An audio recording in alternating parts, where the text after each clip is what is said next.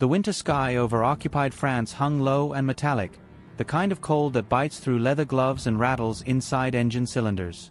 On the morning of January 14, 1944, a lone Allied fighter limped across that sky, its left wing trembling, its prop coughing, trailing a thin gray ribbon of smoke like a wounded bird struggling to stay alive. Inside the cockpit, Flight Lieutenant Thomas Caldwell, a 23-year-old RAF pilot, gritted his teeth as the gauges dipped into red. The engine stuttered again. A final shudder ran through the Mustang. Then silence. A dead engine at 6,000 feet. Caldwell did what he'd been trained to do. Trim, glide, breathe, pray. Below him stretched miles of enemy territory. Barns, frozen fields, a village road carved like a scar through white earth. He had minutes at best, maybe less. Every second felt like borrowed time. When the wheels finally skidded across a snow-patched meadow, the jolt slammed through his spine. Metal screamed. Sparks spat from the undercarriage. The plane spun, plowed through a fence, and came to a breathless halt.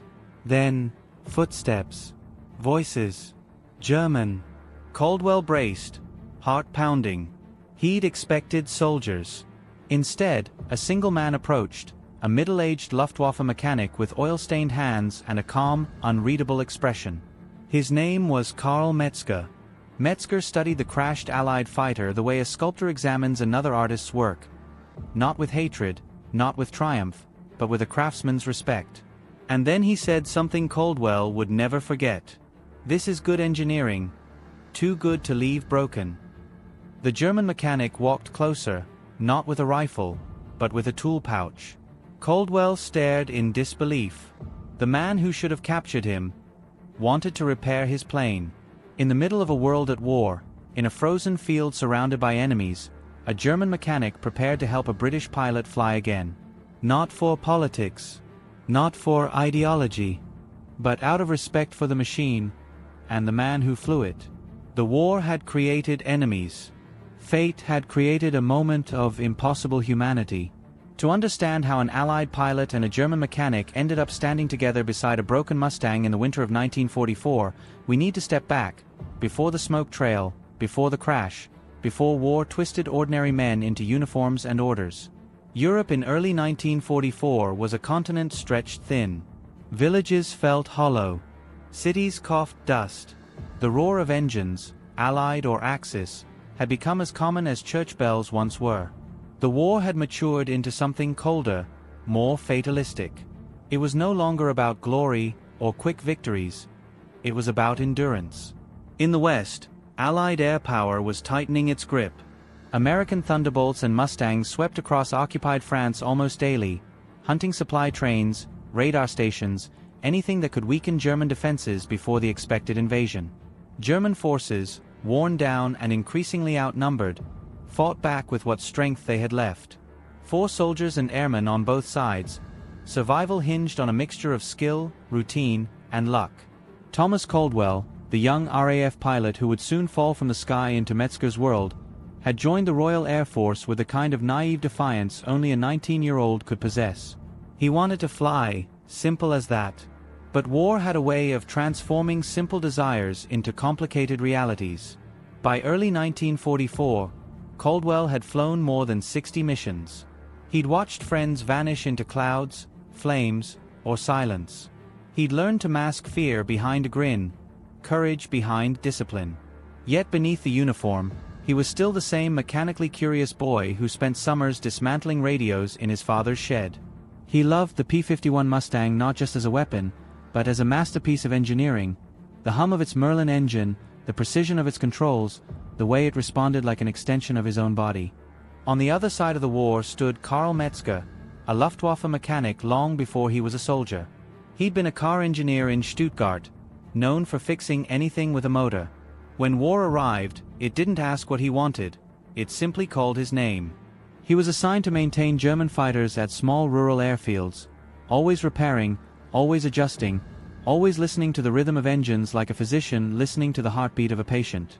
Metzger respected machines the way some men respect art. He felt that craftsmanship had no nationality.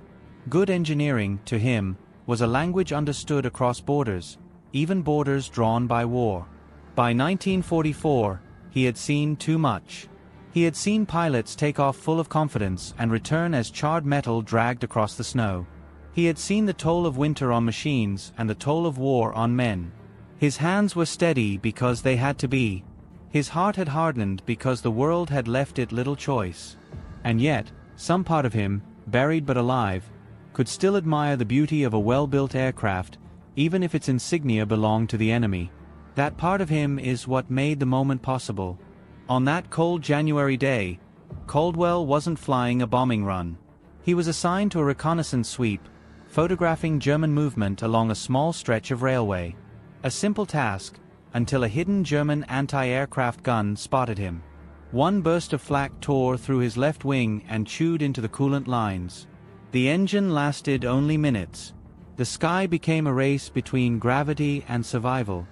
His Mustang glided over a region dotted with small farms, hedgerows, and the occasional Luftwaffe outpost. The war might have seemed far away to a passing bird, but for those on the ground it was always close, always humming, always threatening. When Caldwell crash-landed, he had expected soldiers to swarm him. Instead, only a handful of locals watched from a distance, fearful and uncertain. They had seen too many tragedies to approach. The nearest German unit was a small maintenance detachment stationed less than a half-mile away. Among them was Karl Metzger. He heard the distant sputter of an engine in distress before anyone else noticed.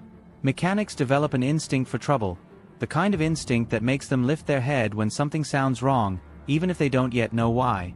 When the crash followed, Metzger didn't wait for orders. He walked toward the field. For a brief moment, the war paused. Not in reality. Guns still fired miles away, trains still moved under armed watch, but in this small corner of France, the air held a strange tension. Not hostility, but possibility. Because two men who should have been enemies were about to meet, not as soldiers, but as craftsmen. One who flew the machine. One who understood its soul. And in that meeting, something rare, almost impossible, was about to happen. The first few seconds after the crash felt strangely silent. Snowflakes drifted down like ash as Thomas Caldwell caught his breath in the wrecked Mustang. His gloves trembled. His knees felt hollow. A thin cut on his forehead trickled down beside his right eye, warm against the freezing air. He forced the canopy open. The cold hit him like a slap. For a moment, he wondered if he should run, disappear into the fields, risk the countryside, try to reach the resistance. But reason won quickly.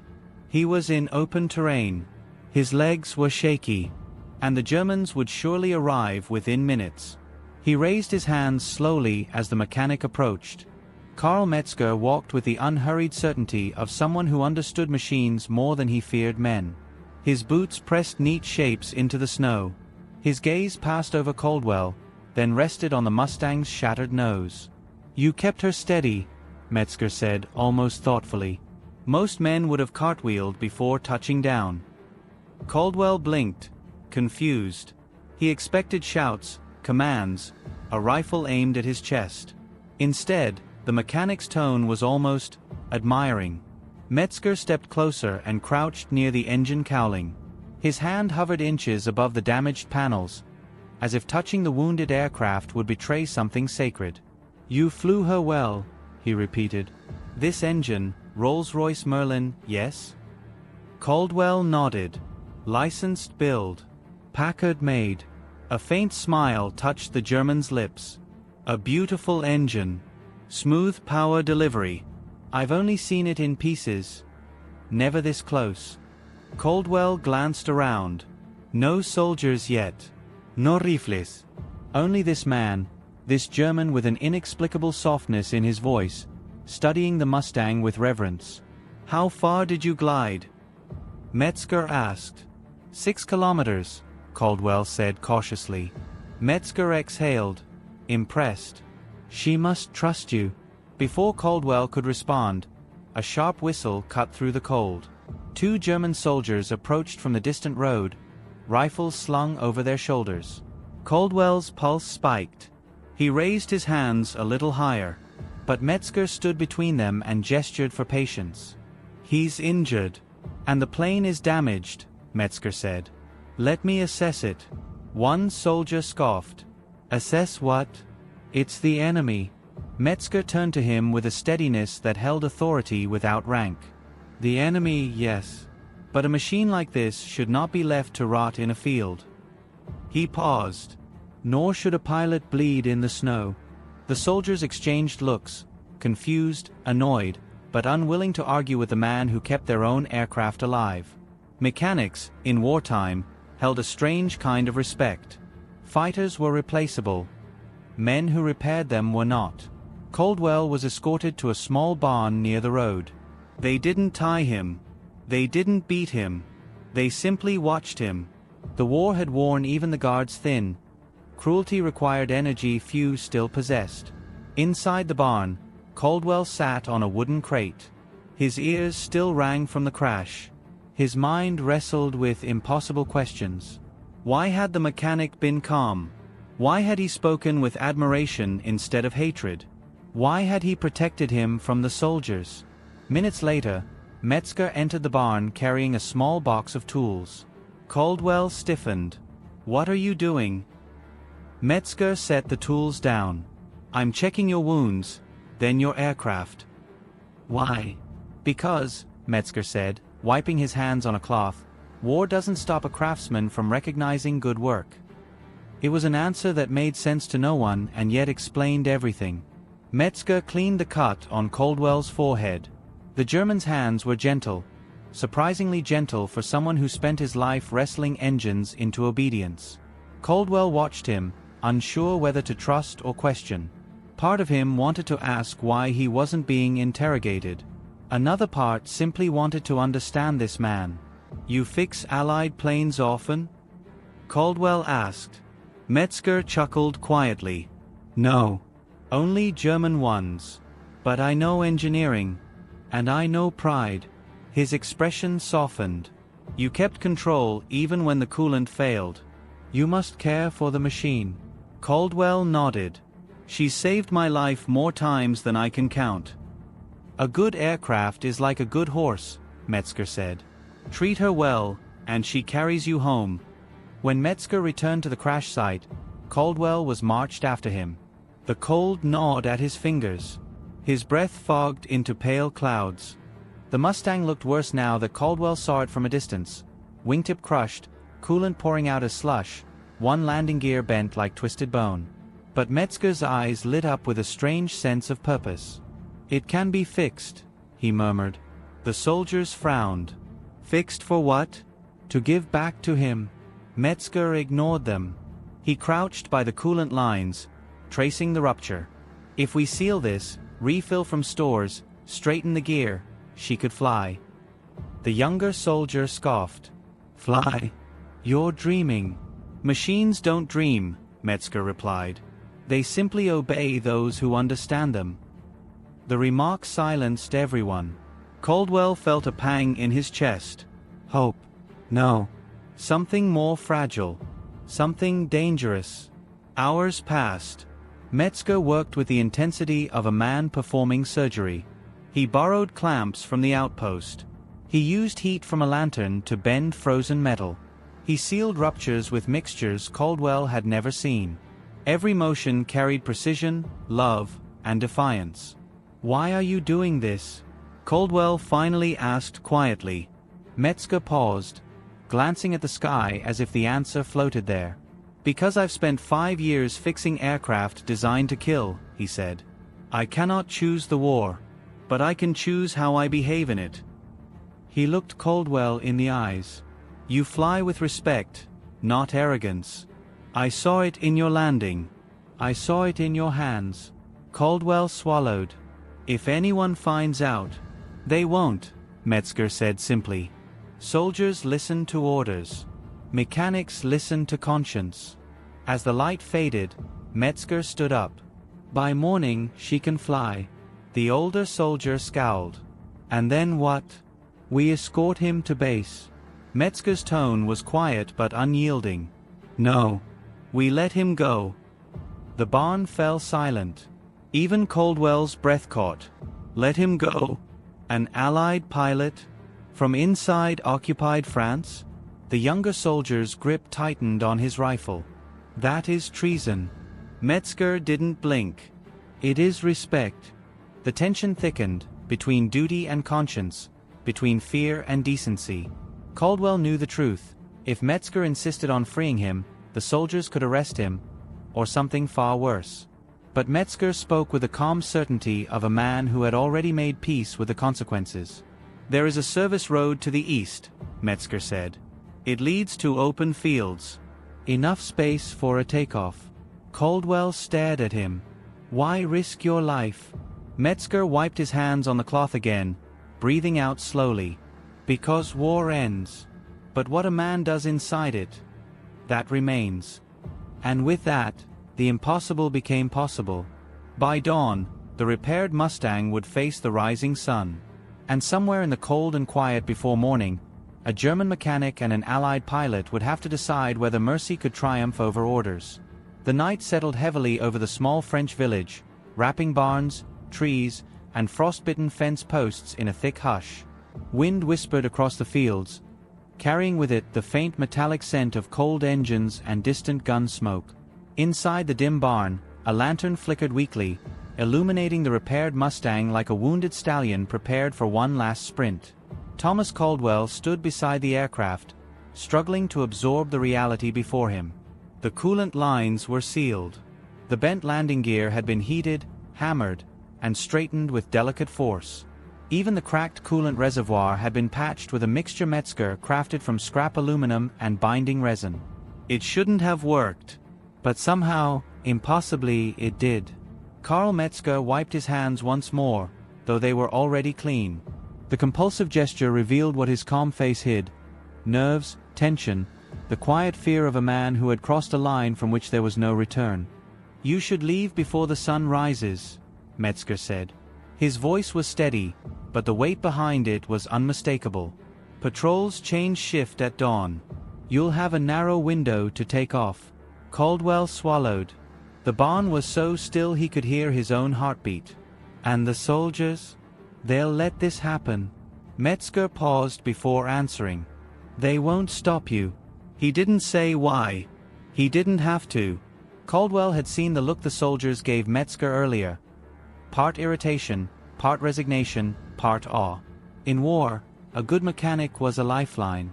A man who kept your aircraft flying could bend rules not because he had authority, but because he ensured everyone else stayed alive. No one wanted to be the one to challenge him. Still, it wasn't loyalty alone. A quiet shift had settled over the men the moment they watched Metzger work.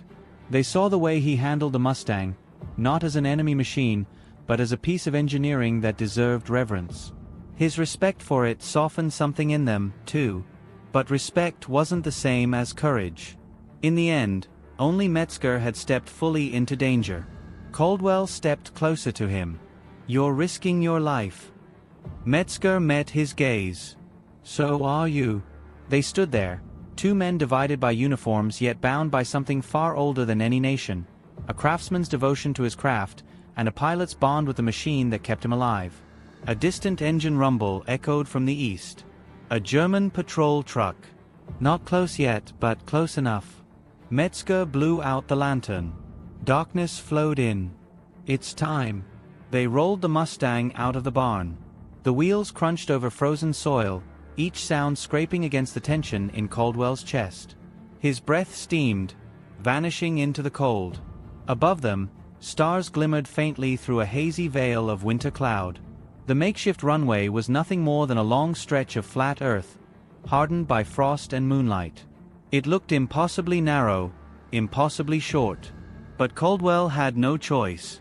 Metzger checked the coolant seals one last time. His hands moved swiftly, gently. When he stepped back, he rested one palm on the Mustang's fuselage. It was an intimate gesture, like a surgeon saying goodbye to a patient he'd revived. "She will fly," he murmured. "She deserves to fly." Caldwell's throat tightened. "Carl, I don't know how to thank you." Metzger shook his head.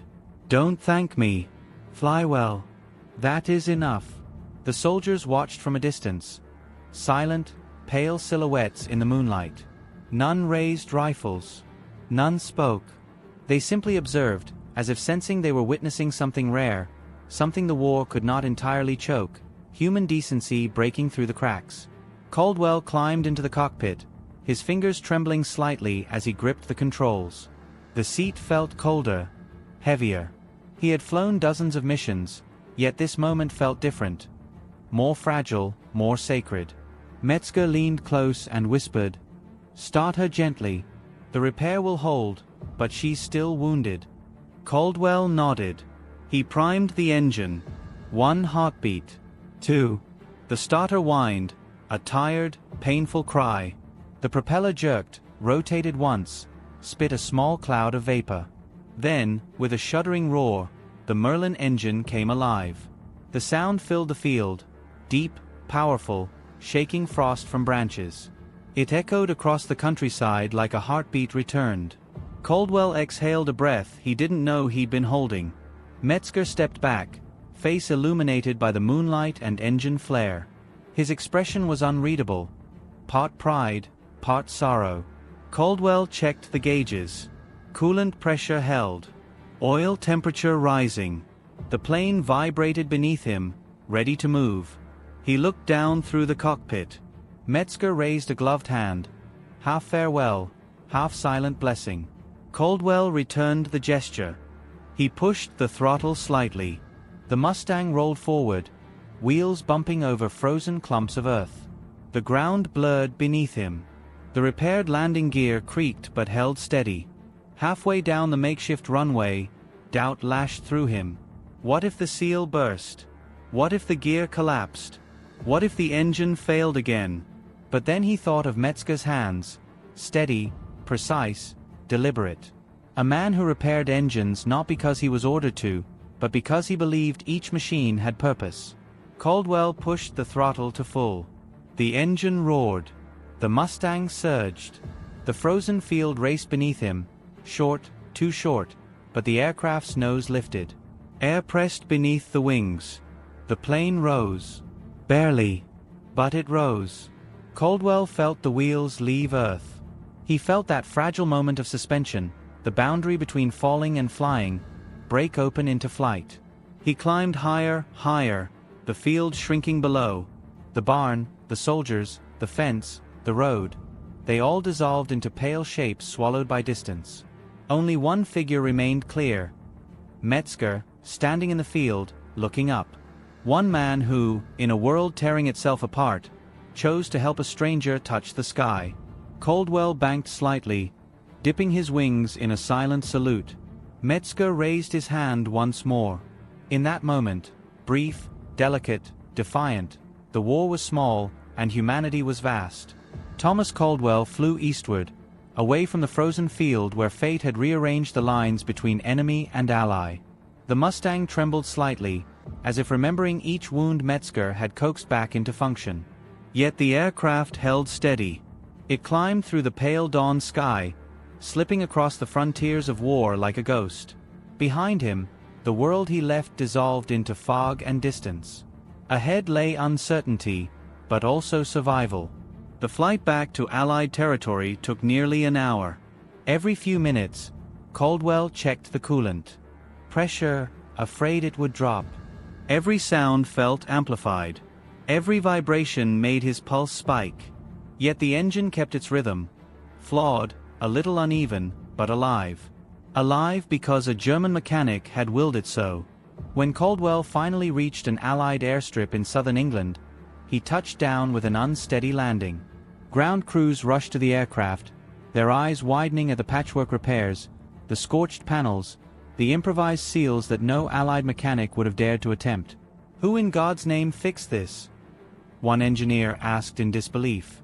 Caldwell stepped out of the cockpit, exhausted, shaken, and forever changed. A German, he said quietly. A mechanic who cared more about engineering than propaganda. The crew stared at him. Some laughed, thinking it a joke. Others looked puzzled. A few simply didn't believe him. But Caldwell knew the truth. And over the next days, as he wrote his official report, He found himself unable to describe the encounter in the cold military tone required. How could he? How could any paperwork capture the quiet defiance in Metzger's eyes, the trembling hands that sealed ruptured coolant lines in a freezing barn, the moment he risked everything to help a stranger? Some truths, Caldwell realized, were too human for bureaucracy to contain. He never learned what happened to Karl Metzger after that morning. He feared the worst. The war was tightening. Punishments for disobedience grew harsher with every passing month. Helping an Allied pilot escape wasn't an act of mercy, it was an act of rebellion. But he also knew something else. A man like Metzger didn't make such choices blindly. He had seen too much destruction, too many pilots die on both sides, too many machines he admired turned into wreckage and smoke. His gesture came from conviction, not confusion.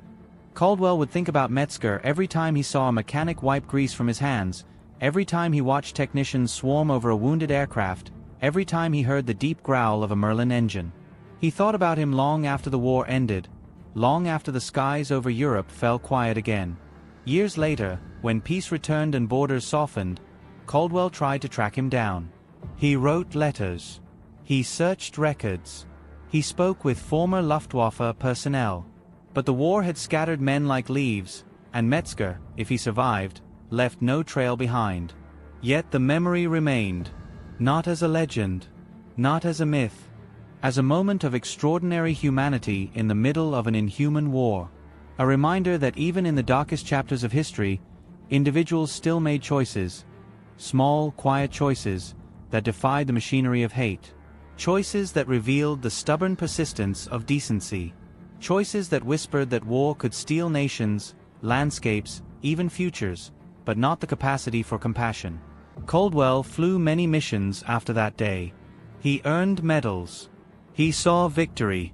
He survived the war. But nothing ever equaled the moment when he looked down from a wounded Mustang and saw a German mechanic raising his hand in farewell. It wasn't brotherhood. It wasn't forgiveness. It was something simpler, something purer. Respect.